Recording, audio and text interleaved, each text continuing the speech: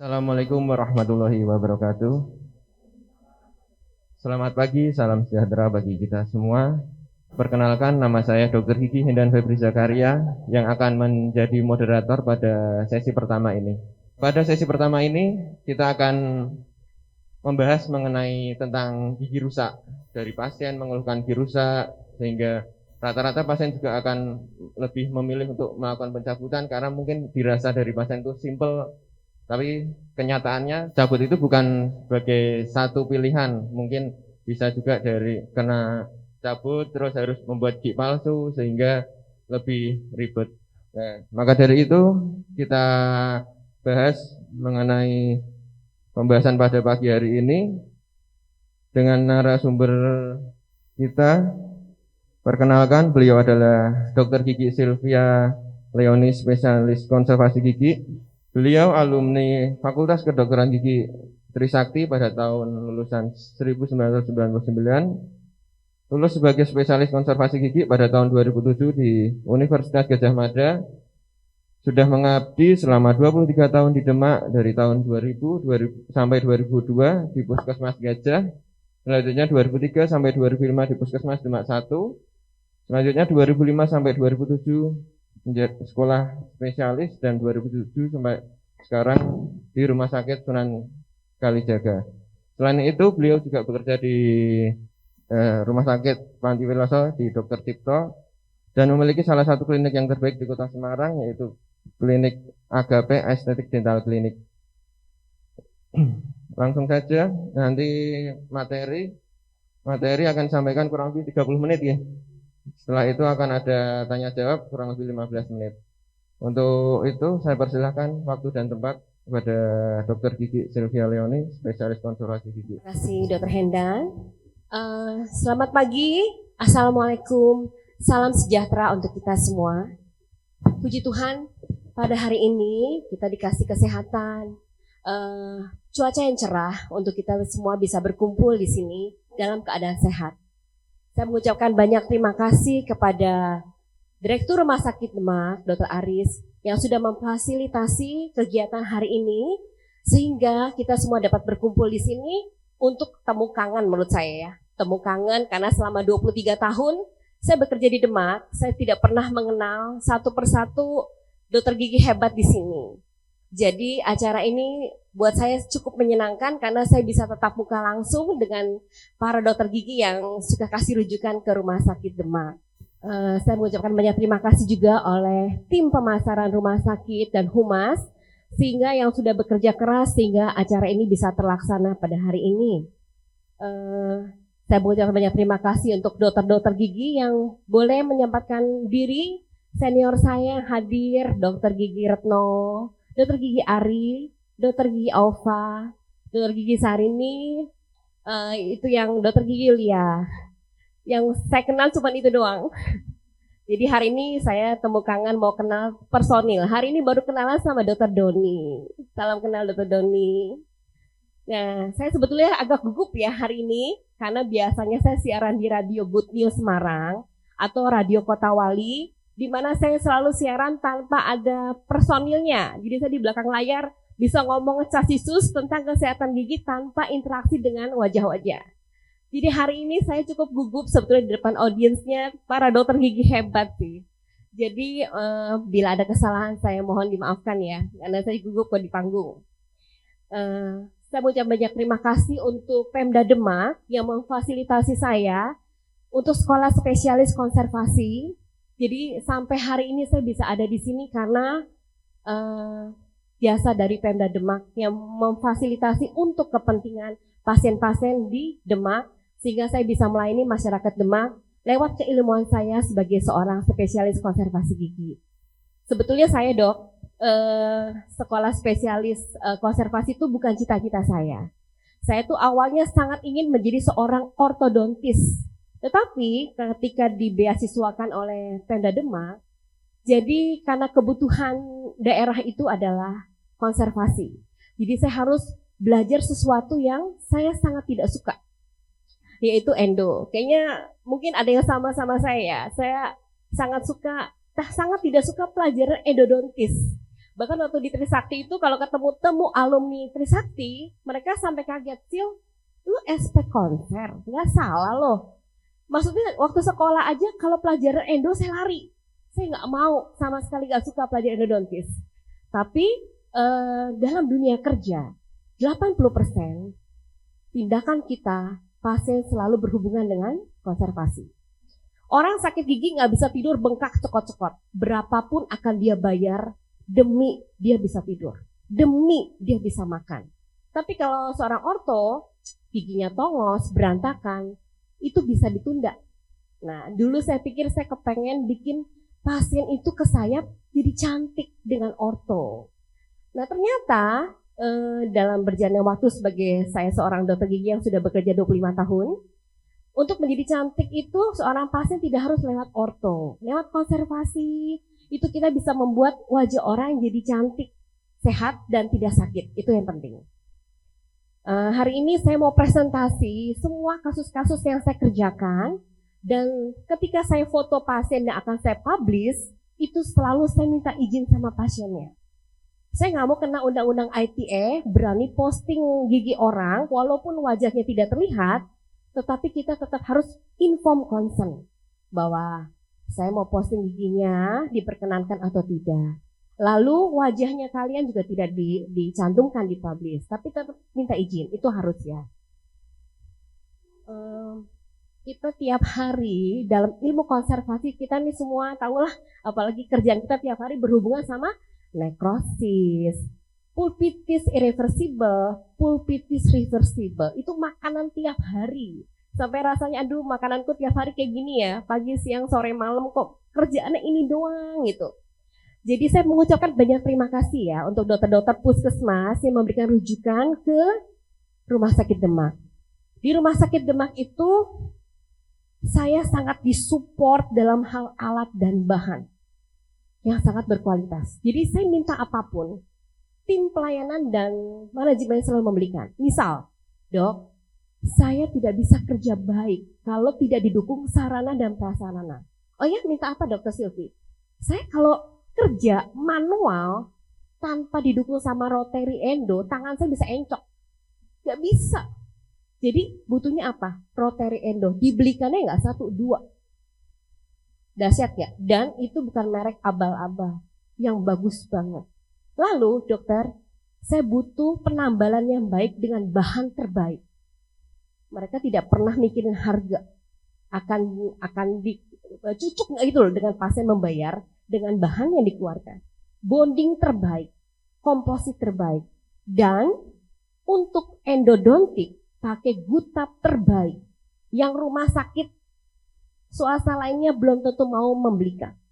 Demak membelikan semua yang terbaik, termasuk ini saya bukan promosi RSUD Demak ya, ini saya merasakan sendiri, saya kerja dengan fasilitas yang luar biasa. Untuk endodontik aja, gutapnya dikasih seal yang terbaik. Nah, jadi seperti itu. Nah, terus selama saya di rumah sakit, saya banyak belajar tentang kasus-kasus. Jadi misalnya ya, itu saya tidak dapetin di puskesmas yang sudah 6 tahun saya bekerja di Demak sih. Selama di rumah sakit saya belajar banyak ilmu. Misal, dokter THT mau operasi sinusitis polip, giginya harus beres dulu baru dia mau cover.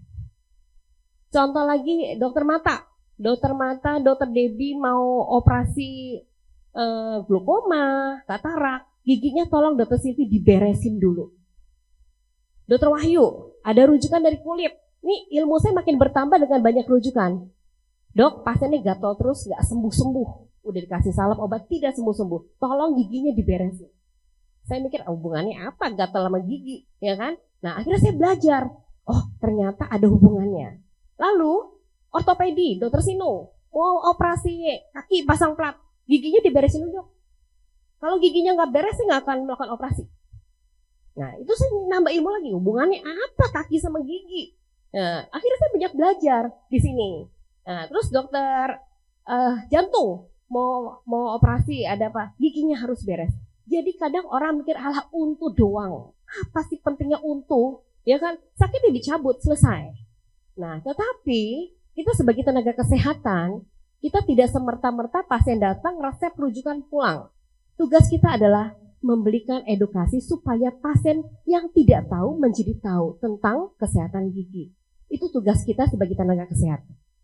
Lalu, kalau misalnya rujukan ke RSUD Demak, dokter, saya minta tolong dengan sangat, misalnya ngerujuk ke saya. Tulisannya nekrosis pulpa, pulpitis. Nah, tanpa dibersihkan sama sekali, tanpa disentuh sama sekali, bisa menegakkan diagnosis. Nah, jadi saya tuh temuannya nekrosis, tapi ketika saya bersihkan, oh masih pulpitis pasiennya. Jadi saya mengharapkan sih, untuk rujukan ke rumah sakit, paling tidak tahap pertama tuh dibersihkan dulu, disentuh dulu, baru bisa menegakkan diagnosis yang tepat dan benar. Jadi enggak, oh nekrosis ya. Nah, saya mentah-mentah, oh iya udah nekrosis. Tanpa dibius, nggak taunya pulpitis pasiennya kesakitan. Nah, seperti itu. Lalu, antara pulpitis reversible dan irreversible, selalu banyak yang salah.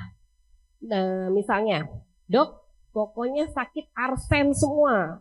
Padahal, misalnya dentinnya masih tebal. Dentin masih tebal dimatiin kan kasihan pasiennya. Nah, kita bisa lakukan dengan cara di pulp capping dulu, dipantau dulu. Misalnya dengan pulp capping obatnya itu mengandung pH yang lebih besar daripada 9. Bisa terbentuk jaringan tersier. Jadi kalau dengan pulp capping dia bisa sembuh, kenapa harus dimatiin giginya? Nah, itu reversible. Kalau sudah cokot-cokot nggak bisa tidur, baru kita melakukan endodonti. Nah, seperti itu. Ini suasana kerja saya bersama perawat-perawat gigi yang sangat solid dan cekatan banget. Jadi saya tuh sangat bersyukur dengan perawat-perawat yang handal banget. Saya nggak perlu banyak bicara di dalam ruangan, dia selalu tahu apa yang akan dia lakukan. Mau apa dok? Pengisian, siap. Nah, jadi mereka tahu, jadi saya nggak, ini ya mbak, pakai ini ya, pakai ini enggak, capek saya. Tapi mereka sudah sangat cekatan banget, apa yang akan dilakukan dia sudah tahu banget. Ini kasus yang saya kerjakan di Rumah Sakit Demak. Jadi pasiennya ini dari Purwodadi, semua ada datanya, ada kartu statusnya. Jauh-jauh ke Purwodadi pakai umum. Dia nggak punya BPJS. Jadi saya melakukan endodontik untuk anak 14 tahun. Anak 14 tahun giginya udah kayak gini. Nah, ini keluarganya dia orang RSUD Demak.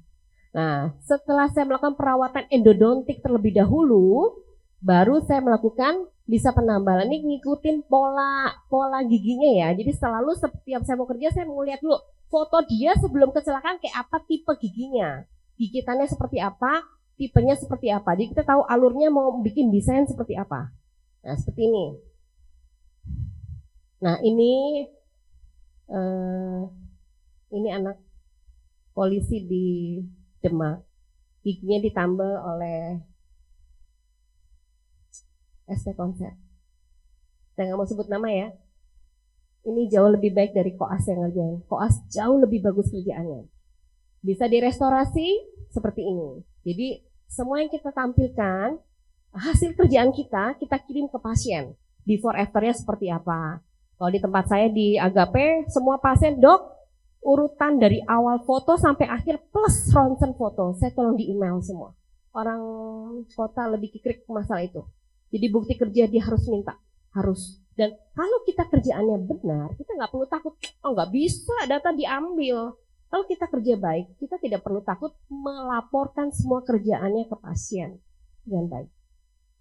Lalu seperti ini. Nah, seperti ini nih, kalau kayak gini, biasanya, ini udah abses, mesti di opening. Nah, belum tentu. Nah, setelah di ronsen foto ternyata baik. Ternyata cuman gingival enlargement. Karena apa? Karang giginya banyak. Jadi tidak harus serta-merta abses di endo. Lihat dulu, ini murni abses atau gingival enlargement. Jadi kita mesti tahu ya, diagnosis itu sangat penting di awal supaya tidak merugikan pasien. Nah, seperti ini. Nah, ini pasien, saya sih kepengen ini dicabut. Tapi ini pasien gula darahnya tinggi. Dok, mati-matian saya jangan sampai ada pencabutan. Nah, saya udah bilang, kalau tetap mau dipertahankan, tidak cukup dengan endo yang baik. Endo yang baik, bersih, tidak sakit. Tapi restorasinya harus kuat. Jangan sampai saya udah capek-capek endo, lalu restorasinya cuma pakai gelas ionomer, Nggak bisa. Makan keripik, rempeynya kacang pecah. Terus dirawat sama lu gagal nih. Nah, kan kita mesti kasih pengetahuan ke pasien. Jadi tidak cukup dengan endo yang baik, tapi restorasinya harus kuat. Jadi dipasang fiber di dalam. Fiber komposit tidak bisa di cover BPJS. Itu berlaku seluruh Indonesia lah peraturan itu. Jadi kita harus kasih tahu tidak hanya berlaku di RSUD Demak, tapi seluruhnya berlaku hal itu bahwa estetik yang tingkat tersier tidak bisa di cover BPJS. Nah seperti ini pasien Demak juga nih, asisten-asisten saya perawat gigi udah handal semua nih, pasang fiber apa gimana. Nah ini giginya fraktur, jatuh dari sekolah. Ya, setelah patahannya diambil, endodontik harus benar baik. Nah, baru dilakukan pemasangan fiber. Saya tidak terlalu suka dengan crown. Saya dokter anti crown banget. Sebisa mungkin tidak mau crown. Karena kalau crown itu, misal preparasi tidak baik, bocor, itu ngebongkarnya setengah mati. Susah. Tapi kalau direstorasi dengan komposit yang baik, penguat yang baik, misal ada bocor yang kelihatan tinggal ditambah. Tapi kalau crown, preparasi crown tidak baik, open, wah itu bumerang banget sih. Kesian pasiennya, udah bayar mahal-mahal, gagal. Nah seperti itu. Nah ini pasien Demak juga nih, dia nggak bisa bayar pakai composite, jadi saya tetap restorasinya dengan glass ionomer. Glass ionomer pun tetap kita harus bentuk alurnya, nggak cuma nempel kayak Mentos nempel gitu loh. Tetap harus ada faktor estetik, karena keilmuan kita adalah art and science. Jadi kita tidak udah tutup selesai. Skillnya di mana? Kita kan sekolah diajarin skill, art. Jadi walaupun pakai glass ionomer, kita harus membentuk dengan baik konturnya. Nah seperti itu. Keberhasilan perawatan endo tidak cukup dengan, oh bagus ya 3 bulan kumat. Nggak bisa. Nah jadi alat-alat yang baik, preparasi yang baik, itu tuh penting banget. Irigasi yang baik. Saya di rumah Agape Klinik itu punya 6 tim dokter, yang 2 dokter gigi umum. Kerjaan endonya sangat bagus, sangat. Saya tuh sampai telan ludah loh kalau melihat mereka kerja. Keren, endonya keren banget. GP. Dia bilang, dok saya nggak perlu sekolah SP konser, saya cukup dengan belajar, baca buku, ikut seminar yang banyak. Kerjaan saya nggak kalah sama SP konser. Keren. Maka setiap ada pasien konser datang, pasien butuh endo, kamu tangani. Keren kerjaannya. Bahkan di klinik dia pribadi yang di luar kerja sama saya, dia standar kerjanya mikroskop. Ketika masuk ke klinik saya, dokter punya mikroskop? Enggak punya. Kamu bisa kerja nggak tanpa mikroskop? Bisa dok. Keren banget. Jadi walaupun kita bukan seorang SP konser, cuman dokter gigi umum, kita jangan mau kalah sama SP konser kerjaannya. Gitu. Karena itu makanan kita sehari-hari. 80% tindakan gigi adalah konservasi. Jadi tekuni. Kayak saya nih, saya udah kejeblos di konservasi sesuatu mata pelajaran yang sangat saya tidak sukai. Kan tapi saya sudah terima nasib jadi SP konser. Lah gimana saya mencintai profesi ini? Ya, saya belajar mati-matian. Gimana caranya aku mencintai profesi ini, membuat pasien giginya bagus dan tidak sakit. Jangan sampai dok, saya nggak mau dok ditambal. Ditambal itu nanti sakit. Pasti. Nah, jadi bagaimana supaya tidak sakit? Ya endonya mesti bagus. Makanya selalu kalau dikonservasi endoresto selalu. Nah, jadi karena di Demak itu jalur pantura, jadi banyak pasien jatuh, kecelakaan, atau di sekolah dijorokin temennya. Udah kasusnya itu terus. Jadi banyak kasus gigi depan. Nah, seperti ini. Jadi endonya beres, baru, dan tidak semua pasien bisa bayar fiber post ya. Di Demak itu kuota untuk konservasi tertinggi menurut saya. Karena saya sudah survei. Rumah sakit A, B, C, D, E itu cuma melayani 4-5. Di Demak itu kuota saya 15 itu kalau pasiennya susah semua, 18-20 per hari. Nah ya walaupun umur saya sudah hampir mau 50, tapi saya masih semangat lah untuk endo-endo. Gitu. Jadi saya kepengen semangat itu juga menular sama teman-teman sejawat di sini. Nah ini dokter, abis pasien endo, saya nggak bisa nambel bagus kalau tidak pakai retraction cord, benang retraction. Kita nggak bisa dapat cervical dengan baik kalau tidak pakai benang retraction cord. Itu kan barangnya murah, bisa disiapin. Nah, seperti itu. Nah, ini gigi. Nah, tambalan kelas 2. Saya tuh sudah punya matrik untuk kelas 2 tuh banyak banget di rumah. Sampai saya lagi mikir, mana yang terbaik bisa bikin bagus. Nah, saya sekarang baru tahu bisa bikin matrik kelas 2 yang sangat bagus hanya punya dance plate. Memang harganya mahal sih dok, tapi bagus banget. Saya bisa bentuk dengan bagus banget konturnya. Karena saya punya matrik untuk kelas 2 banyak banget.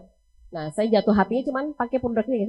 Saya bukan dance play minded ya, tapi saya hanya curhat kerjaan saya. Nah, seperti ini ya. Jangan ngobrak-ngabrik gigi orang untuk cari saluran akar. Akhirnya perforasi. Jadi kalau kita mau opening, ya kita mesti ngerti. Ini anatominya kalau gigi premolar di mana, molar di mana. Saya dulu ya waktu pertama kali belum ngerti saluran akar, itu saya gambar pakai spidol, pakai bolpen. Ini gimana ya alurnya ya supaya saya nggak salah ngebor, gigi orang berantakan gak karu-karuan, cuman nyari saluran akar. Kan kasihan kalau dibor terlalu banyak, lemah pendukungnya. Jadi saya waktu belum mengerti tentang anatomi saluran akar, saya belajar spidol dulu, buka buku. Oh, gigi atas itu di mana ya, segitiga, gigi bawah bagaimana ya, supaya saya bisa bikin alur yang baik seperti itu. Ini retreatment dok. Ini pasien kesakitan. Begitu di ronsen foto, ternyata gutapnya tidak penuh. Saluran akarnya ada 3, cuma dikerjain 2. Ini kalau retreatment ini buat saya nangis. Karena kerjaan capek retreatment tuh. Karena bongkar gutap yang sudah mengeras, apalagi dokter yang lama pakai semennya sangat bagus. Setengah mati ngebongkarnya. Beneran setengah mati. Jadi saya biasa pakai silol untuk ngambil gutap yang sudah keras. Nah, seperti ini ya. Jadi kita bisa dapat kontur yang baik. Kita nggak mungkin bisa kerja baik tanpa didukung alat-alat yang baik. Nah, ini dok, ini sudah mati cukup lama, tapi dia tidak mau dibenerin karena dia nggak sakit. Nah, datang itu hanya mau, dok, saya tuh tujuannya datang cuma mau nambal, jangan diutik-utik yang lain karena saya nggak sakit. Nah, kita kan bukan kerjaan seorang tukang ya. Jadi kalau kita ke pasien itu, kalau kamu mau dikerjain sama saya, ikutin aturan saya. Karena kalau saya kerja itu satu paket, dalam harus bersih, baru restorasinya baik. Oh, saya nggak sakit dok, ngapain diutik-utik, nambal aja. Nggak mau.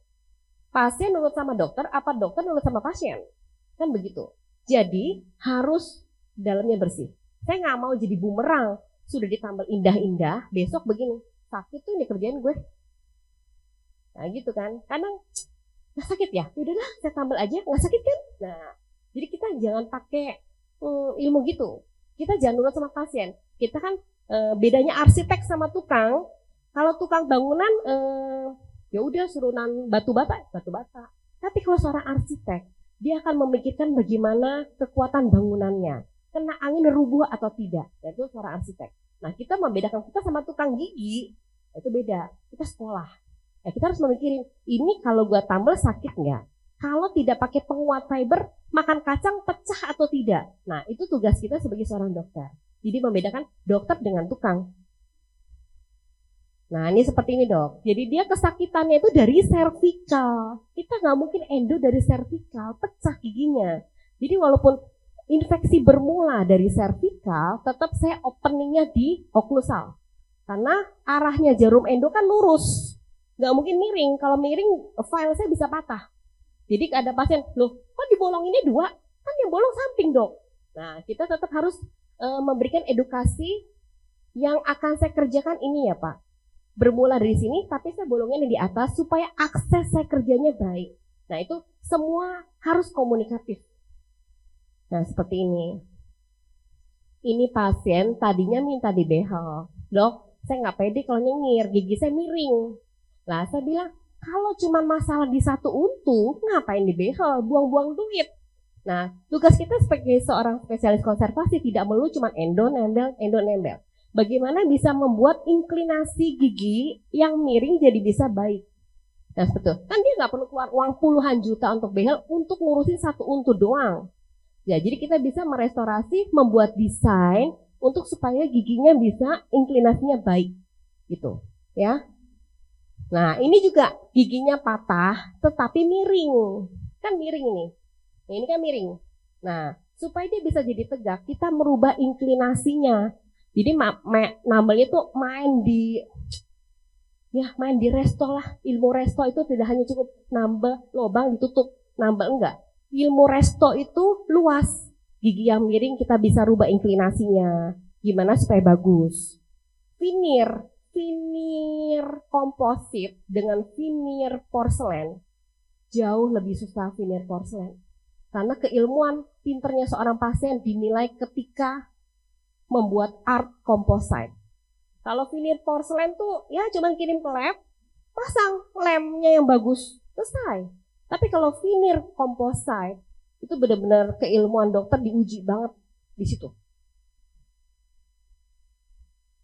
Ini saya belum crown, karena kalau case kayak gini nggak mungkin tidak di crown. Jadi setelah saya endo, ini fiber ya, fibernya tuh harus. Jadi kalau pasang fiber, biar tambalannya nggak kelihatan, fibernya nggak kelihatan, mendemin aja di dalam, mepet sama orifice. Lah buat apa di fiber? Fiber itu harus mendukung penuh kompositnya supaya dia ada penahannya di sini. Nah, ini restorasi sebelum di crown. Ini veneer ya, Dok. Giginya diasten. Saya suruhnya sih pakai keramik. Tapi dia nggak punya uang. Jadi keilmuan saya ditantang di sini untuk bisa ngerjain diastem segede ini. Tentunya kita harus cetak dulu pakai rubber impression. Kita harus bikin mock up dulu. Ini pasiennya setuju nggak nih? Ini nanti hasil akhirnya kayak gini nih. Di mock up, cetak pakai rubber impression. Kalau dia setuju saya kerjakan. Ini kalau saya nggak pakai rubber impression, nggak pakai mock up, omong kosong saya bisa kerja sebagus ini. Ini veneer komposit, bukan porselen ya Dok. Nah ini juga nih, ini kan udah hopeless nih kayak gini. Akarnya retak, ya akarnya retak kayak gini. Mau kerja gimana? Dulu saya waktu S1 saya ngeliat kasus kayak gini, cabut lah Pak, pasang gigi palsu ngapain? Nah sekarang sejak saya dari SP konser, saya nantang ilmu saya kayak gini, apaan sih dicabut? Sikat, kerjain. Endo yang bagus, nah lihat fibernya harus mendukung penuh untuk bisa bikin core build up. Saya senangnya core build up Dok, pakai bahannya komposit P60, kuat, sama resin. Nah jadi Dok, kalau kayak gini, kalau ini pakai crown ya, ini crown. Nggak bisa kalau cuma tambalan doang, nggak kuat. Jadi crown harus bisa mendukung penuh, pegangannya harus kuat. Jadi kalau pegangannya nggak kuat, crownnya rubuh. Ya, jadi seperti ini. Nah, ini keilmuan saya ditantang sih. Sebenarnya saya udah hopeless banget ngerjain kayak gini. Ini anak-anak giginya itu nggak ada benihnya, nggak ada benihnya. Mamanya saya bilang, Bu, ini choice-nya dicabut pasang untu palsu. Dokter, anak saya tuh masih umur belasan, masa pasang untu palsu Dok? Terus saya pegang giginya nggak goyang sama sekali, walaupun nggak punya akar loh Dok. Ini kan case-nya nggak cukup langka ya. Jadi saya bingung nih harus saya ngapain? Nggak mau dicabut. Terus kalau nggak dicabut kan dia jelek. Akhirnya tuh Dok, saya bermain estetik. Jadi pakai tambalan gusi. Ini kan tambalan gusi nih. Nah ini saya panjangin giginya. Ini gigi nggak punya akar sama sekali, tetapi tidak goyang. Nah saya udah bilang Bu, keberhasilan perawatan untuk model begini paling cuma 50%. Jadi one day gagal, ya Ibu harus ikhlas. Karena giginya sudah tidak ada akar sama sekali. Jadi saya bermain estetik di sini pakai tambalan gusi, giginya saya panjangin supaya sama dengan gigi sebelahnya. Nah Dok, saya punya pasien nambal satu untu 1 juta. Tapi dibuka tambalan gini, tambalan itu akan kelihatan berbayang hitam kalau di dalam tidak bersih. Itu pasti. Ketika kita buka tambalan lama, Ini nabrak sudah berapa tahun? Baru 1 bulan dok. Baru 1 bulan kayak gini. Iya, 2 gigi 1 juta.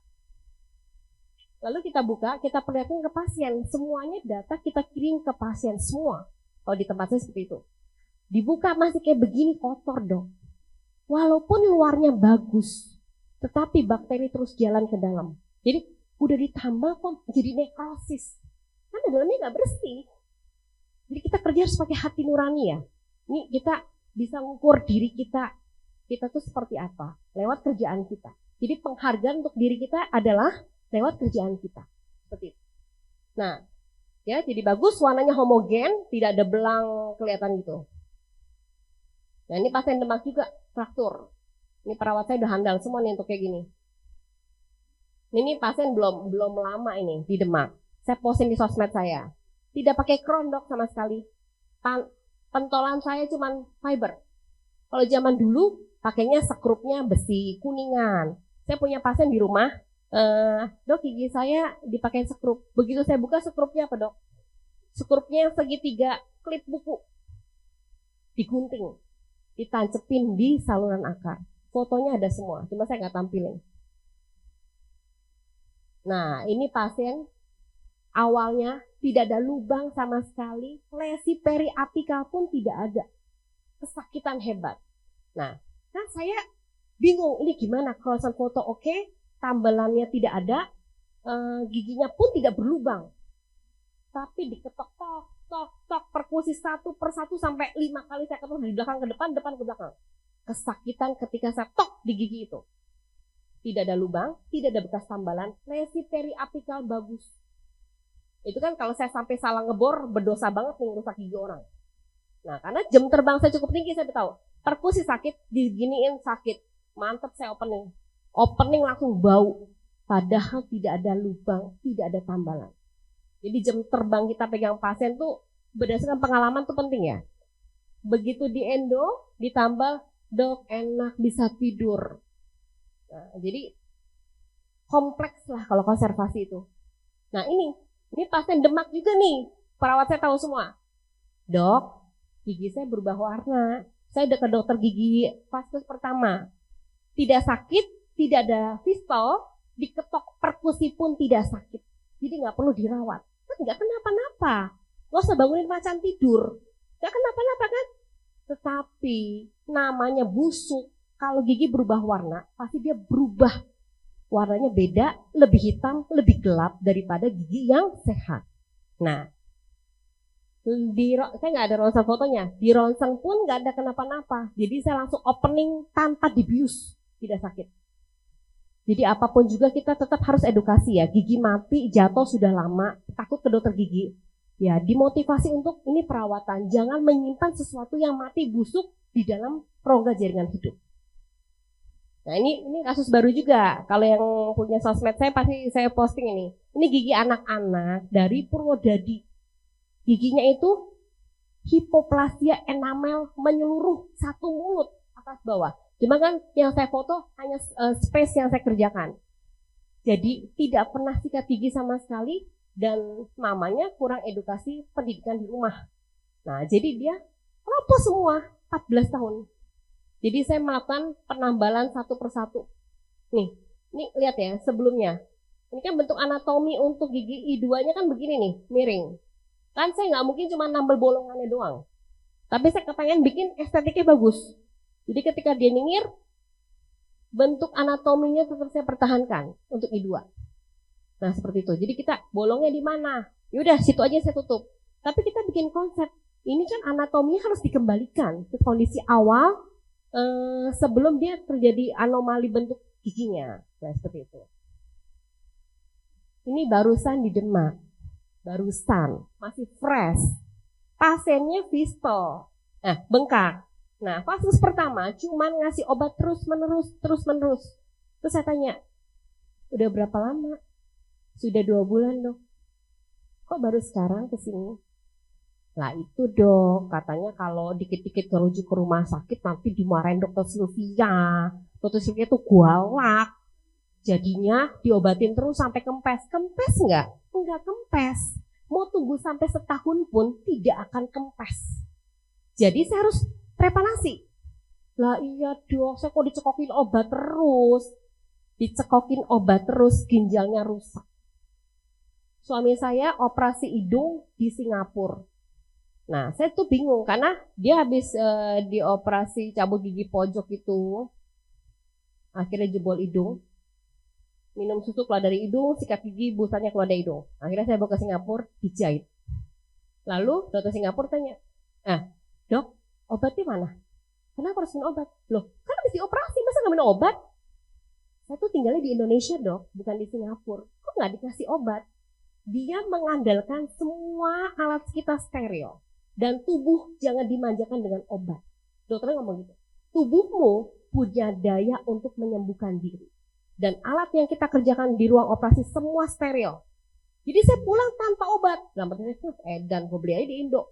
Ya enggak? Kata kan kita kayaknya gimana ya, gak dikasih obat tuh rasanya was-was toh. Ya kan? Nah di sana seperti itu. Nah jadi kayak gini nih dok. Jangan nunggu sampai hancur. Saya tuh sebetulnya bukan galak sih, saya orangnya tegas dan sangat disiplin masalah waktu. Jadi konotasi saya galak, saya kayaknya rada keberatan sih. Jadi ada fase pertama yang cekokin pasien seperti itu tuh, dokternya galak. Ya saya ngerujuk terus ke rumah sakit, nanti saya dimarahin. Nah seperti itu. Nah ini kasus yang saya tampilkan hari ini. Nah ini foto kemarin, masih fresh dok. Jadi saya tuh ingin menampilkan tim dokter gigi hebat kita di RSUD Demak. Ada dokter Danang, dokter Hendan, dan perawat-perawat gigi yang solid yang sudah kerja bertahun-tahun di sini. Jadi saya kerja bertahun-tahun dengan mereka tuh udah kayak keluarga banget ya. Nah ini, saya belum pernah foto sama mereka-mereka semua. Jadi kali ini ada acara ini saya terpaksa foto. Untuk saya pasang di sosmed saya. Nah, jadi moto Rumah Sakit Demak adalah senyum untuk kesembuhan Anda. Jadi kita kepengen pasien tuh pulang tuh puas, senyumnya tuh senyum tulus gitu loh. Nggak senyum karena terpaksa. Jadi saya selalu punya moto, kalau mereka adalah saya. Jadi ketika kita kerja pasien, kita selalu mikirin, kalau saya digituin mau nggak? Kalau saya digituin mau nggak? Andai saya jadi pasien itu dibegitukan sama dokternya, mau nggak? Jadi moto saya di klinik juga, andai mereka adalah saya. Sekian dokter presentasi saya. Terima kasih. Kalau ada masukan, ada kata-kata yang tidak berkenan, saya mohon maaf yang sebesar-besarnya. Terima kasih. Baik, terima kasih Dokter Gigi Sylvia Leoni, spesialis konservasi gigi yang telah memaparkan materinya, sudah sharing ilmu. Selanjutnya kita lanjut ke sesi tanya jawab. Barangkali ada Bapak Ibu teman sejawat yang ingin menanyakan mengenai materi-materi yang disampaikan oleh Dr. Gigi Sylvia Leoni, spesialis konservasi gigi. Monggo langsung angkat tangan saja dan sebutkan nama dan asal dari mana. Ya, perkenalkan, saya Dr. Gigi Nimadi Santini dan kebetulan saya angkatan PNS dengan Dr. Gigi Sylvie. Saya bangga sekali dengan kesuksesan Bu Sylvie dan satunya lagi tuh Dr. Bayhaki. Kita bertiga dulu angkatan PNS-nya bareng. Sukses buat Pak Bayhaki dan Bu Sylvie. Untuk pertanyaan ini saya mau bertanya, walaupun tadi tidak ada disinggung, tapi di tempat praktek saya sering melihat kasus abrasi sikat gigi dok. Dan biasanya itu tidak satu gigi, hampir satu rahang, atas dan bawah. Dan karena itu kebetulan masih saudara, mau nggak mau, saya juga berpikir apa yang harus kita lakukan yang benar, yang tingkat keparahannya, mungkin dari yang tipis banget sampai yang saluran pulpanya terbuka. Mohon saya dibantu untuk penyelesaian yang abrasi sikat gigi. Apa yang harus dilakukan? Terima kasih. Baik dokter, terima kasih. Ada pertanyaan lagi? Ya, izinkan saya perkenalkan diri. Nama saya Dr. Gigi Lailin. Nah, ini dok, jadi kan karena kebetulan kami itu masih fresh graduate ya dok. Jadi beberapa dari saya sendiri, saya ada beberapa kasus yang untuk penegakan diagnosisnya tuh agak ambigu. Misalnya untuk case pasien dengan pulpitis reversible, namun dia itu RDT-nya udah tipis dok. Jadi biasanya kan pasien-pasien yang seperti itu tuh udah ngerasain kalau minum panas itu udah rasa sakit gitu dok. Padahal setelah di open access dia itu masih ada RDT-nya. Nah untuk kasus seperti itu bagaimana dok? Karena kalau kita mengacu pada teori kan kita bisa di capping gitu-gitu dok. Nah mungkin butuh insight dari dokter yang sudah berpengalaman terkait kasus tersebut. Terima kasih dok. Terima kasih Dokter Laili. Monggo dokter bisa dijawab mawon dari Dokter Ki Imade Santini tadi. Terima kasih Dokter Made Santini buat pertanyaannya. Pertanyaan untuk abrasi itu kayaknya memang cukup berat ya, karena ternyata tuh pola salah sikat gigi itu sangat berpengaruh. Biasanya orang itu sikat gigi tuh kalau kenceng itu pasti bersih, seperti nyikat WC. Padahal kan sebetulnya salah. Sikat gigi yang benar dan baik itu tidak harus keras. Makanya kita selalu edukasi pasien beli sikat gigi yang tidak harus yang medium atau hard, tapi bisa juga dengan extra soft. Nah biasa itu bisa lakukan teknik cara sikat gigi yang baik dan benar. Lalu kalau sudah terlanjur abrasi, lalu harus ngapain? Ya terlanjur abrasi ya kita bisa restorasi. Misalnya bagaimana gigitan untuk gigitannya seperti apa? Dia traumatic occlusion apa tidak? Kalau dia vertikalnya sudah terbuka semua, berarti kita harus restorasi. Bisa dengan restorasi dengan warna gusi, bisa juga dengan composite. Tergantung tipe smilingnya. Smilingnya harus ukur. Nah, untuk yang udah terlanjur linu menyeluruh satu rahang penuh, ya solusinya bisa direstorasi tipis atau dibuatkan mouthcake itu untuk night guard. Night guard misalnya dia tidur, dia misalnya bruxism, ya dia buatkan night guard supaya ketika dia itu tidak merusak antagonisnya, seperti itu. Bisa juga dia traumatik, pengunyahannya berat satu sisi. Nah, jadi kita harus melihat polanya, pola kerusakan dia itu satu rahang kiri kanan atau satu sisi. Nah, dengan kita bisa melihat pola kerusakannya, kita bisa mendiagnosis ini tuh tipe gaya ngunyahnya gimana, satu sisi apa tidak. Dia bisa terjadi seperti itu karena tipe pengunyahannya, salah nyikat giginya, atau apa. Jadi kita harus mempelajari tipe lifestyle-nya seperti apa. Seperti itu, supaya bisa ada solusi tidak terjadi kembali. Gitu. Untuk Dr. Leli, pertanyaan tentang pulp capping, sepanjang saya praktek, pulp capping itu banyak gagalnya tuh. Sangat. Jadi saya cukup anti pulp capping sebetulnya. Misal, kita bingung ini, pulpa udah kebuka atau belum? Kok jaringan dentinya masih cukup keras? Tapi ini pasien ngilu hilang, tapi levelnya nggak cekot-cekot. Nah, jadi saya sih senangnya ronsen untuk melihat jarak dari tepi lubang ke tanduk pulpa itu tinggal berapa mili.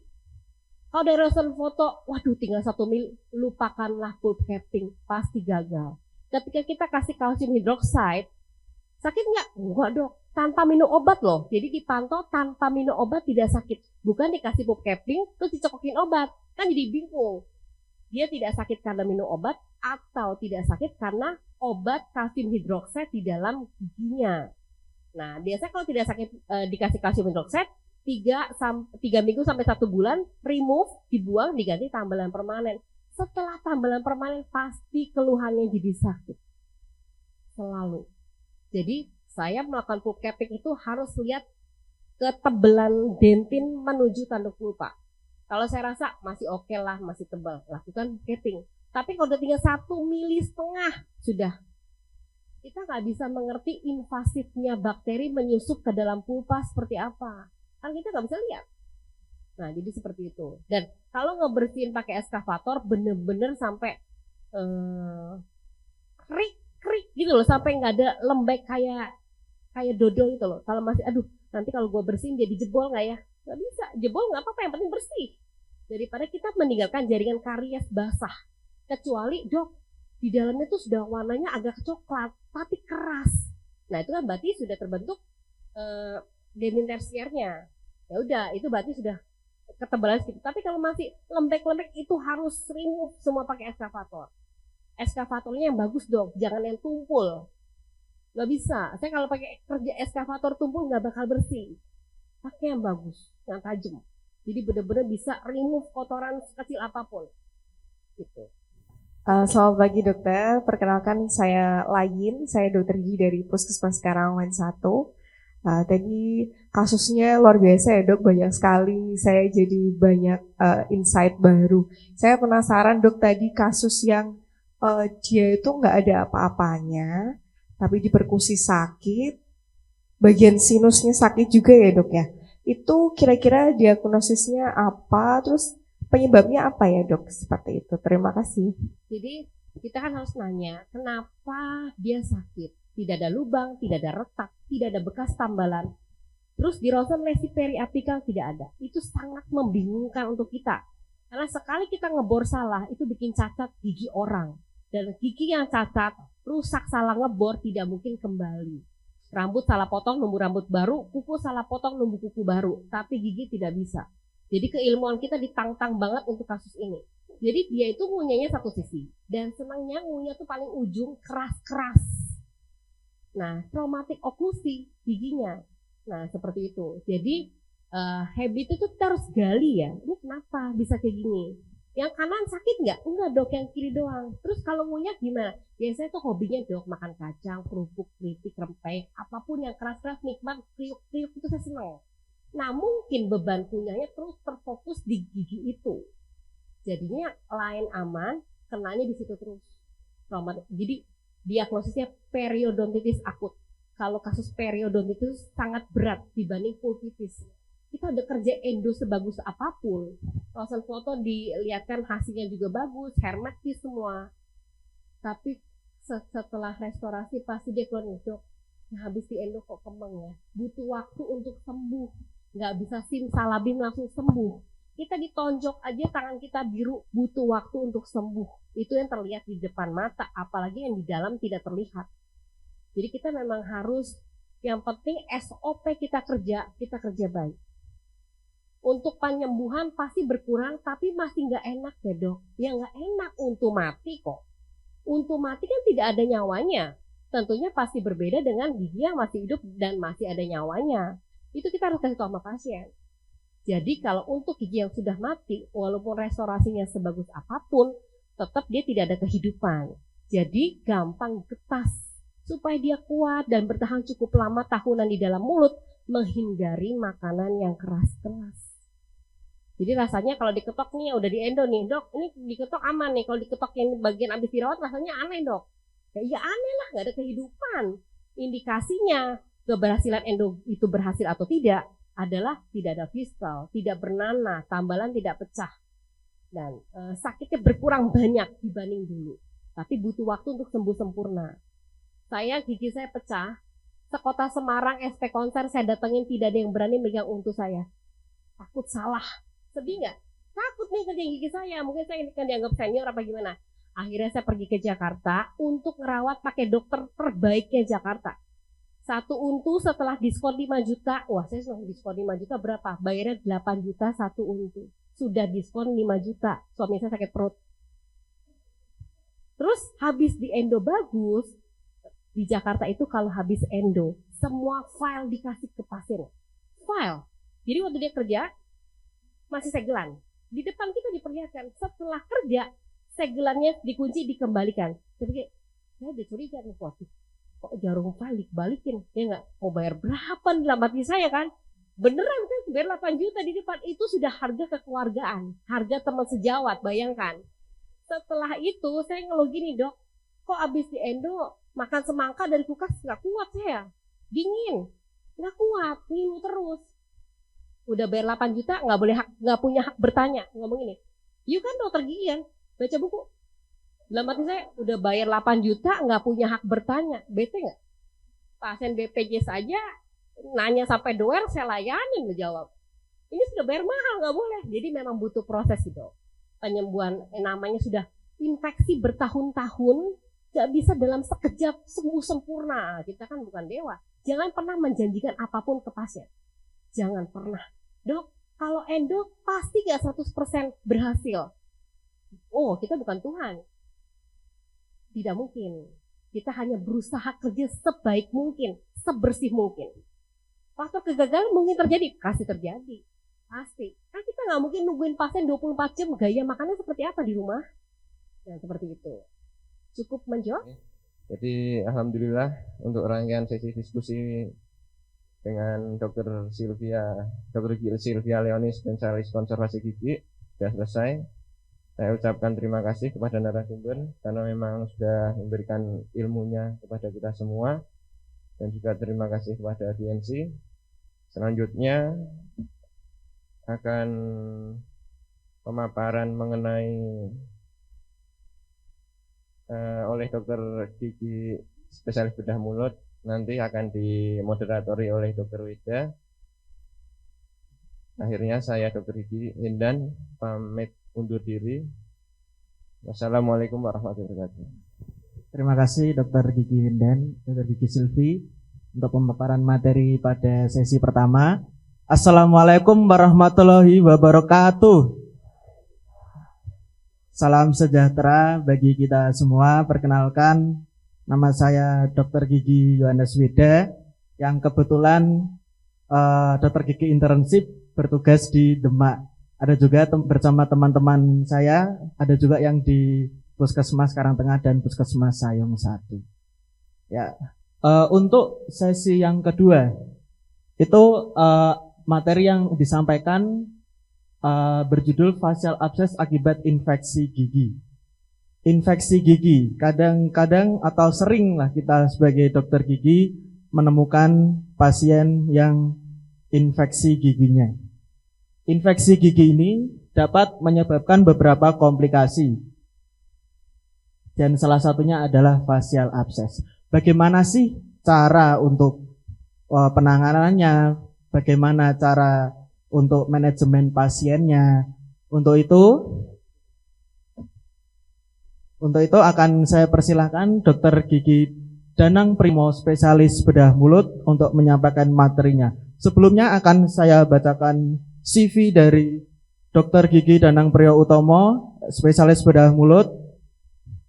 Beliau merupakan putra asli Kabupaten Demak, lahir di Demak 13 November 1991, tepatnya di Karangawen. S1 beliau menyelesaikan pada tahun 2015 pada FKG Universitas Airlangga. Selanjutnya pada 2023 beliau menyelesaikan program pendidikan dokter gigi spesialis bedah mulut dan maksilofasial di FKG Universitas Airlangga. Selanjutnya saya berikan kepada Dr. Danang untuk menyampaikan materi. Terima kasih. Bismillahirrahmanirrahim. Assalamualaikum warahmatullahi wabarakatuh. Ya, selamat siang. Saya tidak mengucapkan terima kasih lagi kepada seluruh jajaran yang sudah disampaikan berkali-kali oleh Dr. Bayhaqi tadi, sama Dr. Sylvi juga. Ini saya mungkin langsung ke materi aja untuk mempersingkat waktu. Oh, sebelumnya saya memperkenalkan diri ya, sejawat semua, senior saya semua. Saya bisa dibilang sebagai dokter gigi orang baru di Kabupaten Demak, meskipun saya asli Demak. Kebalikannya Dr. Sylvi sudah 20 tahun sebagai dokter di Kabupaten Demak. Saya baru 2 bulan mengabdi di Demak.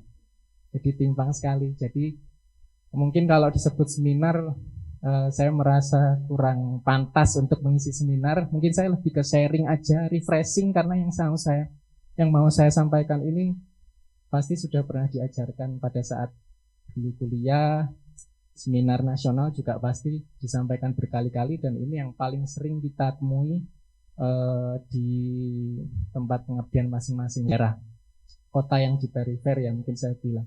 Saya mulai dari riset dulu ya. Kenapa saya ambil topik ini? Karena kembali lagi Dr. Sylvi juga sudah sempat menyampaikannya, 90% kasus adalah konservasi. Bisa dianggap konservasi juga gigi infeksi yang ditangani ya. Keskesdas bilang 45% gigi lubang, kemudian 14%-nya adalah gusi bengkak atau abses. Di sini saya bukan ingin mengarahkan bagaimana terapi kompletnya ya. Saya lebih menekankan bagaimana sejawat dokter gigi umum di klinik, di puskesmas, dokter gigi pratama bisa mengurangi angka kejadian abses malah. Jadi supaya pasien yang saya terima di rumah sakit belum sampai terjadi abses, belum sampai terjadi plekmon, jadi kita bisa menekan angka 14% ini. Slide selanjutnya bisa. Saya tidak akan terlalu panjang presentasinya. Oke, kembali lagi ke prinsip dari infeksinya. Ada fase akut, ada fase kronis. Yang akut seperti mungkin pulpitis akut bisa disebut infeksi juga, periodontitis apicalis akut, abses dentoalveolar akut. Kemudian untuk yang kronis, kalau misalnya tubuh bisa melokalisir adanya jejas, jadinya granuloma ya. Kemudian kalau misalkan dalam fase yang lebih panjang bisa menjadi kista. Saya lebih fokus kepada abses ya. Kembali ke definisi dulu, abses ini adalah suatu koleksi pus, kumpulan pus di dalam suatu rongga patologis. Rongga patologis itu rongga yang sebetulnya secara klinis tidak ada, secara fisiologis tidak ada, tapi dia terbentuk, terjadi karena ada kumpulan nanah di jaringannya. Dan di sini kita fokus penyebabnya adalah gigi, infeksi akibat gigi yang menyebabkan abses. Jalur masuknya dari infeksi gigi, kembali lagi textbook sekali pada saat kita kuliah ya, ada 3, pulpo periapikal, perikoronal, dan juga periodontal. Slide selanjutnya Mas. Okay. For the entry ya, ini yang pertama mulai dari pulpo periapikal. Kasus 90% tadi yang disinggung berkali-kali. Dari gigi yang berlubang, sifatnya supuratif, tergantung dari mikroba apa yang terlibat di dalamnya. Paling sering anaerob ya. Meskipun pada kasus yang belum sampai abses, mikroba aerob juga banyak berperan di dalamnya. Kemudian slide selanjutnya. Ya, ini jalur masuk yang kedua dan ketiga dalam satu gambar. Akibat infeksi perikorona. Paling sering karena infaksi gigi ya. Infaksi gigi yang dibiarkan, tidak dilakukan tindakan, menyebabkan keluhan, infeksi, bengkak, abses. Paling sederhana abses perikorona, infeksi akibat infeksi gigi. Namun infeksi gigi dibiarkan jadi abses perikorona, dibiarkan bisa jadi abses yang lebih dalam, abses perigomandibula paling dekat, abses submasseter juga bisa, dan itu penanganannya akan lebih kompleks, lebih sulit, dan bagi pasien akan lebih mengancam jiwa sifatnya. Sehingga saya tekankan berkali-kali bahwa pencegahan di lini pertama untuk masyarakat untuk mencegah terjadinya infeksi yang lebih luas akibat abses, akibat infeksi gigi ini sangat penting. Slide selanjutnya, ini tidak terlalu kelihatan ya. Foto ronsen pada fase yang paling sederhana ya, abses dentoalveolar, sudah mulai tampak ada gambaran radiolucent, batasnya diffuse. Mungkin bisa diingat lagi kalau batasnya opak dia kista, kalau batasnya diffuse dia abses. Ada terputus lamina dura, ada pelebaran ligamen periodontal. Ya, ini bisa membantu kita mendiagnosa. Mungkin tidak banyak fasilitas kesehatan yang bisa menyediakan ini sebagai refreshing aja. Penyebarannya pun kembali lagi ya, tergantung dengan sifat mikroba yang terlibat. Paling sering bakteri anaerob, kemudian resisten dari pasien. Ini yang dimaksud adalah kondisi environment pasien sendiri. Mungkin kalau diingat lagi segitiga epidemiologi ada host, agent, dan environment ya. Keterlibatan ketiga itu yang menyebabkan apakah infeksi, perluasan infeksi yang lebih luas itu terjadi atau tidak. Kalau misalnya 3 itu 2-nya masih oke, mungkin masih bisa mengcover yang lain atau sebaliknya ya. Bisa slide selanjutnya. Mikrobiologi yang terlibat, saya sendiri juga tidak terlalu ingat, tapi 45% kalau menurut Hub ya, dia Streptococcus viridans kalau aerob, dan juga anaerob itu Provotella. Studi oleh Ulrich Klein ini juga kurang lebih sama, paling banyak Streptococcus. Untuk aerob, anaerobnya Provotella, cuman angkanya beda-beda sedikit. Slide selanjutnya. faktor resiko yang paling penting. Nah, ini pasien ketika datang ke mungkin sejawat sekalian atau sudah datang ke klinik, ke puskesmas, di rumah sakit, itu yang bisa kita lakukan pertama anamnesa. Dari anamnesa ini kita bisa mulai menggali faktor resiko apa yang kira-kira menyebabkan pasien ini kenapa kok bisa kena abses. Paling sering saya temuin itu satu, dental hygiene yang buruk ya, terkait dengan fokus infeksi, ada karies, ada gigi infaksi, ada karang gigi menyebabkan periodontitis, kemudian diabetes. Saya itu selalu apalan kalau ada pasien abses ketika dia datang di klinik, di puskesmas, di rumah sakit, pasti screening darah yang pertama kali dilakukan adalah gula. Ya. Mungkin kalau pengalaman saya pendidikan 80% pasien abses itu bisa ada diabetes biasanya, apalagi di pasien yang obes, pasien yang usianya sudah geriatri, ya, ini obesitas juga. Kemudian malnutrisi, pasien yang kekurangan gizi, alkohol karena ada gangguan di heparnya, dan lain-lain. Slide selanjutnya. Oke, mungkin ada yang masih ingat ya, arah penyebaran infeksi odontogen tidak akan saya detailkan juga, bisa ke spasia yang lebih dalam, mulai dari otot-otot yang terlibat seperti bucinator, otot masseter. Kalau di bawahnya bucinator, gigi bawah dia larinya abses bukal. Kalau di atasnya bucinator dia jadi abses vestibular ya. Kalau dari infaksi molar ketiga ke posterior jadi abses peritomandibula. Refreshing aja. Oke, slide selanjutnya. Nah, ini listnya. Abses-abses mulai dari spasia primer, sekunder ya, sampai abses leher dalam. Tidak usah terlalu detail. Slide selanjutnya aja. Ini saya sharing sedikit kasus ya, yang mungkin pernah saya temui. Yang sebelah kiri abses, pasien dengan abses submandibula. Pasien ke IGD, keluhannya bengkak di leher, di bawah mandibula, bilateral sifatnya, warnanya merah, sakit, nyeri, susah buka mulut, dan diikuti dengan sakit gigi pada fase akut. Jadi pasien abses itu khasnya kalau dentogen, itu pasti 1, 2, 3 hari sebelumnya mengeluh ada sakit gigi. Pasti. Kalau dentogen ya. Bisa jadi gigi lubang, gigi infaksi, gigi goyang pun juga bisa menyebabkan abses. Kalau port di entry-nya dari periodontal. Ini yang sebelah kanan saya ambil dari beberapa textbook, penyebaran dari spasia fossa canina, bukal, palatal juga bisa ya. Cuman kalau misalnya abses itu yang paling sifatnya membahayakan, life threatening, mengancam nyawa, itu abses yang sifatnya dekat dengan airway.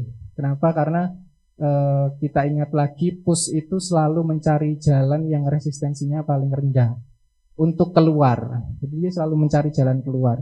Jalan keluar opsinya cuma 2, ke depan atau ke belakang. Kalau ke depan dia akan jadi fistel seperti gambar yang sebelah kanan ya, yang di TV itu jelas fistelnya berbentuk seperti bisul. Atau kalau misalnya dia resistensinya lebih ke arah leher dalam, itu yang berbahaya. Makanya abses tidak bisa ditunda, sifat tindakannya cito atau urgent, harus disegerakan. Karena ketika dia mencari jalan keluar ke arah dalam, yang terjadi adalah aspirasi akibat pusnya jebol ke airway. Itu salah satu faktor kenapa abses ini menjadi kasus yang harus disegerakan penanganannya. Selanjutnya, ini spasia lain, contoh klinisnya ya, yang sebelah kiri bawah ini kasus abses submental, saya ambil dari textbook juga, abses submandibula pada satu pasien yang sama. Sebelah kanan ini abses sublingual. Abses sublingual ini biasanya karena infeksi di gigi-gigi anterior, 6 gigi anterior depan. Kalau kita lihat di abses submental itu tidak ada, abses sublingual tidak ada gigi yang lubang ya, padahal hanya infeksi periodontal yang sebelah kanan yang lebih dekat dengan absesnya. Dan khasnya abses sublingual adalah lidahnya terangkat ke atas. Ini juga berbahaya. Kenapa? Karena lidah yang menutupi airway itu juga akan mengganggu jalan nafas dari pasien. Slide selanjutnya. Oke, ini adalah perluasan salah satu yang infeksi yang paling berbahaya. Ini beberapa kali sudah saya temukan di RSUD Sunan Kalijaga. Padahal saya baru 2 bulan di RSUD Sunan Kalijaga. Pasien Ludwig angina ini saya mungkin terima sudah ada 4 atau 5. Ludwig angina, betul. 5 pasien keluar hidup, 1 pasien meninggal dunia. Kalau diingat lagi ya, ada Ludwig angina atau plekmon dasar mulut mungkin ya, kalau senior yang lebih familiar dengan suaranya. Keterlibatan 3 spasia primer, 3 spasia yang dekat dengan airway, abses submandibula, abses submental, dan abses sublingual. Sifatnya supuratif, jadi dia bisa masih dalam bentuk selulitis atau abses. Selulitis mungkin ada yang masih ingat ya, dia versi berbahayanya abses. Kenapa? Karena kalau abses dia terlokalisir, tubuh itu bisa membentuk kantong supaya dia tidak terlalu menyebar kemana-mana. Tapi kalau selulitis dia tidak terlokalisir karena sifat bakterinya, sehingga penyebarannya lebih cepat dan mortalitasnya juga lebih tinggi pada pasien. Ini juga dijelaskan, infeksi Ludwig angina ini biasanya karena infeksi dari gigi mandibula posterior ya, yang melakukan persebaran ke area leher dalam. Yang harus dilakukan protect airway ya, tadi sudah dijelaskan ada trias submandibula, submental, sublingual, harus dipercepat pasien untuk dirujuk ke IGD agar ketika ada mungkin absesnya jebol ke arah airway atau lidahnya semakin terangkat dan menutupi jalur nafas, itu bisa segera diproteksi. Kemudian dimasukkan rumah sakit untuk menerima obat-obatan antibiotik dan analgesik intravena, karena obat dengan peroral dengan penyerapannya yang lebih lama, meskipun di FKTP tetap kalau sudah sempat menerima pasien seperti ini tetap diresepkan, tidak usah ragu, resepkan antibiotik sesuai dengan empirisnya ya, pasti semuanya sudah hafal antibiotik untuk infeksi gigi. Oke, selanjutnya. Ini salah satu yang sempat saya dokumentasikan ya dari rumah sakit, salah satu pasien Ludwig angina ini. Jadi pasien datang ke IGD, bengkak di leher depan, leher samping, lidahnya terangkat, trismus, tidak bisa buka mulut. Kemungkinan ada keterlibatan spasia yang mengatur otot buka tutup mulut juga. Ini juga satu kesulitan lagi karena proses pembiusannya nanti akan lebih susah. Ini bengkaknya abses Ludwig angina itu selalu sifatnya akut. Sak kronis-kronisnya paling lama 7 hari, 10 hari. Jadi kalau ada pasien datang ke puskesmas, ke klinik, bengkaknya sudah 2 bulan, 3 bulan, itu bisa dicoret lah abses. Biasanya kalau tidak tumor bisa.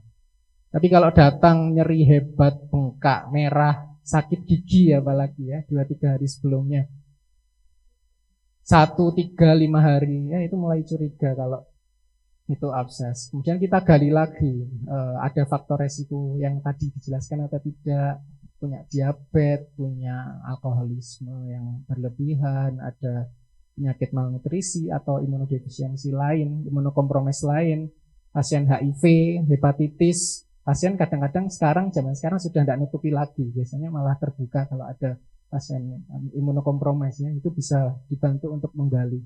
Kemudian klinisnya ya, bengkak, bisa fluktuasi, bisa tidak. Ini kembali lagi ke tadi prinsip abses dan selulitis ya. Kalau abses dia terkantong, nanahnya terkumpul, ada rongga patologisnya. Kalau selulitis ada nanah tapi dia tidak terlokalisir. Dan itu lebih susah dideteksi. Nyeri, ada peningkatan suhu baik di bengkaknya atau di seluruh tubuh secara general ya. Demam, greges, meriang biasanya pasien bilangnya. Kemudian bisa ada pus atau tidak. Biasanya kalau dentogen ada drainase dari dalam mulut, entah dari sulcus gingivanya atau mungkin ada abses vestibular di dalamnya yang sudah terdrainase meskipun tidak adekuat. Ada infeksi gigi akut ya. Biasanya intraoral giginya ada yang bolong, goyang, karang gigi, itu kita perkusi, kita gerak, dia nyeri. Ada sulit menelan. Nah, ini sulit menelan ini salah satu sign yang harus kita hati-hati ya, karena biasanya sudah ada perluasan ke area leher dalam. Dan ada gerak lidah yang terbatas, ini terkait dengan abses sublingual yang menyebabkan lidahnya naik ke atas. Selanjutnya, ini ronsen pasien yang itu tadi. Slide selanjutnya lagi. Ya, ini kasus yang port di entry-nya menurut saya lengkap ya. Triasnya ada semua, ada impaksi, ada radiolucensi di bawahnya, tanda kalau dia ada lesi di sana. Kemudian periodontal ya, lewat dari gigi dari sepanjang anterior sampai posterior bisa dilihat ada kerusakan tulang horizontal di crest-nya. Itu klinisnya ada kalkulus banyak sekali. Jadi pada saat operasi pasien ini saya ngongkek karang giginya dengan manual karena nggak ada scaler di IBS. Ya, jadi terapinya scaler manual itu dia dipakai untuk nyongkelin karang giginya setelah dikeluarkan nanahnya. Kemudian diodontektomi gigi yang impaksi terus dicabut gigi lubangnya. Lengkap pasien ini port di entry-nya. Slide selanjutnya. Nah, ini yang ingin saya tekankan kepada sejawat senior saya Dr. Gigi di FKTP ya.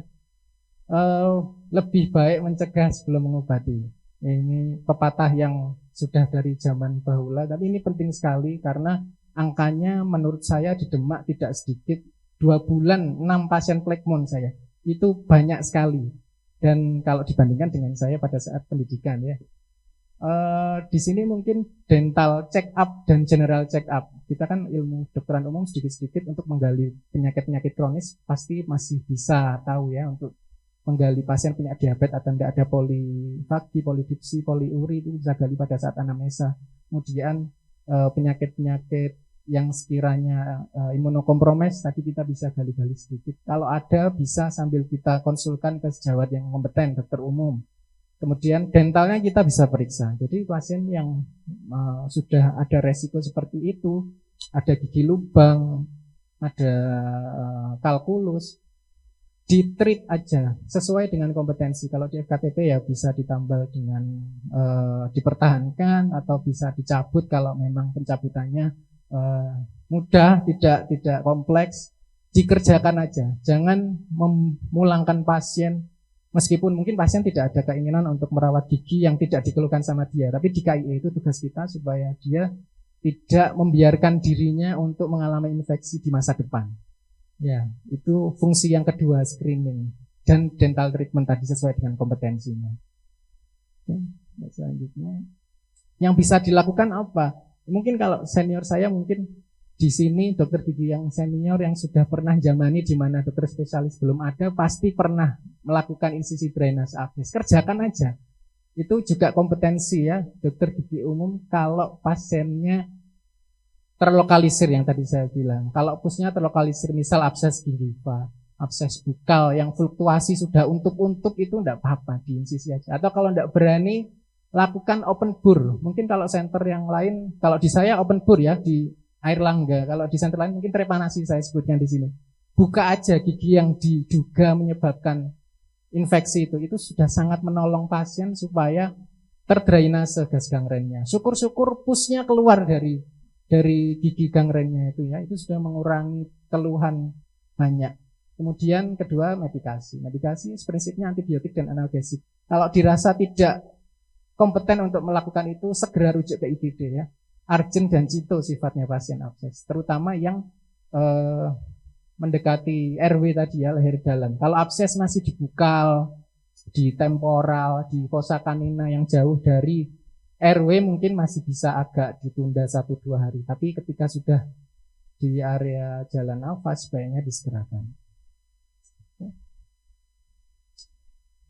Drug of choice-nya apa? Ini kalau untuk sejawat di FKTP, di puskesmas, di klinik, ini salah satu literatur menyebutkan penicillin, broad spectrum. Sebetulnya idealnya empiris atau sesuai kultur ya, tapi di negara kita kultur dan tes sensitivitas sepertinya bukan sesuatu yang umum. Di RSUD sini aja sepertinya masih belum ada. Jadi kasih aja amoxicillin, nggak apa-apa, dan bisa dikombin dengan metronidazole. Penicillin, amoxicillin sebagai broad spektrumnya, kemudian neronya pakai metronidazole yang spesifik untuk anaerob. Itu 2 obat apalan kalau misalnya nggak mau pusing. Kasih amoxicillin, kasih metronidazole pasien abses. di open bore kalau tidak berani insisi drainase ya. Kemudian ketika sudah di rumah sakit nanti obatnya bisa kita sesuaikan lagi dengan golongan yang sama biasanya tapi dengan injeksi. Oke, slide selanjutnya. Ini pasien yang tadi ya operasi insisi drainase karena dia sudah di 3 spasia, submandibula diiris, submental diiris, pasang drain, dipertahankan sampai 1 minggu. Oke. Slide selanjutnya. Prognosis. Ketika pasien lutik angina, abses leher dalam, itu diberikan antibiotik yang tepat, itu mortality rate-nya hanya 8%. Makanya ini saya mengulang berkali-kali peran dokter gigi di FKTP untuk menangani pasien abses dengan benar. Dan ketika antibiotiknya tidak diberikan, life threatening, dia meningkat jadi 50%. Jadi signifikan sekali ya. Oke, sepertinya ini slide terakhir. Saya tidak akan terlalu banyak. Kurang lebihnya terima kasih. Mohon maaf, moga-moga merefresh lagi ya ilmu tentang infeksi odontogén. Pertanyaan dipersilahkan. Assalamualaikum warahmatullahi wabarakatuh. Terima kasih Dr. Danang Priyautomo, spesialis bedah mulut yang telah menyampaikan materinya. Diperkenankan untuk dipersilakan kepada Bapak Ibu teman sejawat Dr. Gigi jika ada pertanyaan. Terima kasih, saya Dr. Gigi Atika dari Klinik Nayaka 4. Begini dokter, beberapa kasus di FKTP, terutama di klinik kami itu, kemarin kami merujuk pasien anak usia 12 tahun, diagnosa dari kami itu awalnya pulpitis, kami rujuk ke RSUD, kemudian dari RSUD dirujuk kembali ke rumah sakit tipe B. Setelah dirujuk balik ke FKTP, diagnosanya ternyata ameloblastoma. Sedangkan dari awal pemeriksaan pasien datang itu tidak ada tanda-tanda spesifik mengarah ke kista ataupun ameloblastoma.